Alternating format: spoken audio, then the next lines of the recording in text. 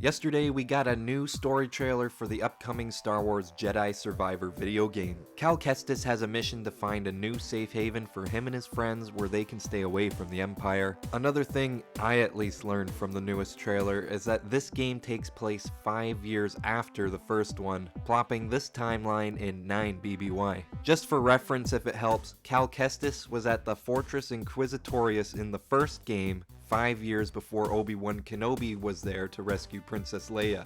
The Obi-Wan Kenobi series also takes place in 9 BBY.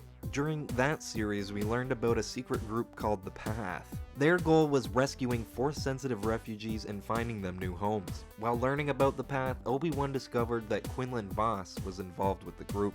Another name written where he found Quinlan's name was Caleb Dume. Caleb Dume later changed his name to Kanan Jarrus and stars as one of the main characters in Star Wars Rebels. The first season of this show, Star Wars Rebels, takes place between 5 BBY and 4 BBY. This show is where we first learned about an alien species known as the Lasat.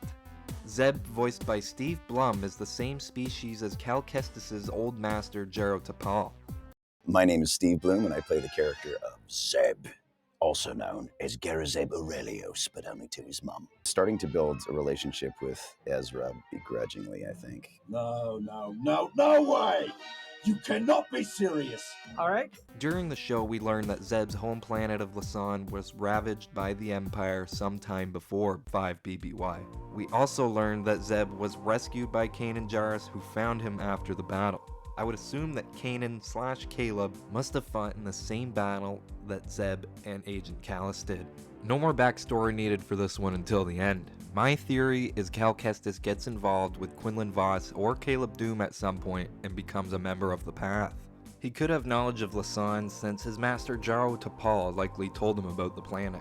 I mean, if my master was a big purple dude, I definitely would have asked him what planet he's from at some point. Cal could seek out Lasan because of how remote it is in the Outer Rim, and the Lasat species were very secluded from the rest of the galaxy.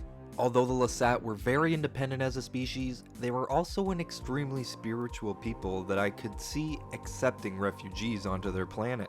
This could be a temporary safe haven for the Path or even an early base for the rebellion as the Lasat Honor Guard prepares for the worst. That would at least explain why Kanan Jarrus was on Lasat when Zeb almost died. The scenes shown on Coruscant in the new trailer could even be where Cal Kestis has to go and erase Lasan from the Jedi archives. In the trailer, it shows an asteroid when they are talking about finding a new home. I think the asteroid is a misdirect, having the fans believe they are seeing Polis Massa. I could totally be wrong though, cause Polis Massa would be a good place to hide as well, considering Obi-Wan and Yoda hid there for a short time, and Kenobi could have mentioned the asteroid to the Path around the same time as this game.